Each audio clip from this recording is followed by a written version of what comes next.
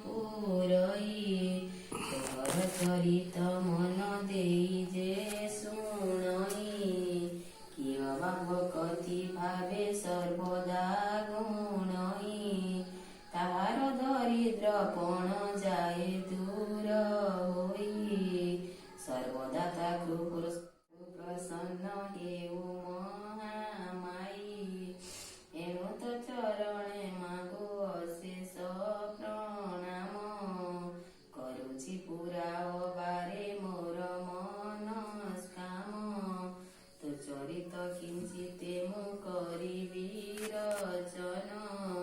ଜଗତ ଜନନୀ ବାରେ ଦିଅ ଦିବ୍ୟ ଜ୍ଞାନ ଦିନେ ନାରଦ ପରାଶର ପାଦରେ ଖଞ୍ଜିଲେ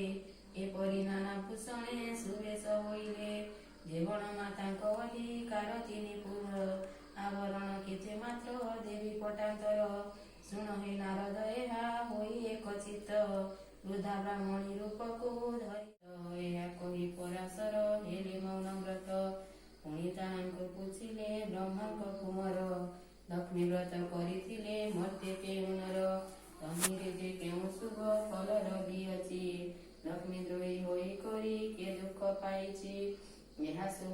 ଏହା ସବୁ ମୋ ଆଗରେ କହତ ଗୋସାଇଁ ଶୁଣିବାକୁ ତାହା ଚିତ୍ତେ ଶ୍ରଦ୍ଧା ଉପଜଇ ନାରଦ ବଚନ ଶୁଣି ପରାଶର ମୁନି କହନ୍ତି ହରସ ଚିତ୍ତେ ସୁମଧୁର ବାଣୀ ଧନ୍ୟ ଏ ନାରଦ ତୁମେ ପବିତ୍ର ଚରିତ୍ର ଲକ୍ଷ୍ମୀ ବ୍ରତ କଥା ଲେଖିଲେ ହୋଇ ଅଚରତ କହୁଅଛି ପୁରାତନ କଥା ଅଛି ଯାହା ହୋଇବ ଆନନ୍ଦ ଜାତ ଶୁଣିଲେ ପିତାହା ଏକ ଦିନେ ଜଗନ୍ନାଥ ପାଶେ ଲକ୍ଷ୍ମୀ ଥିଲେ କରପତ୍ର ଯୋଡ଼ିନା ତାହାଙ୍କୁ ଜଣାଇଲେ ଆଜି ମୋ ବାରର ବ୍ରତ ପଡ଼ିଲା ଗୋସାଇଁ ତୁମ୍ଭେ ଆଜ୍ଞା ଦେଲେ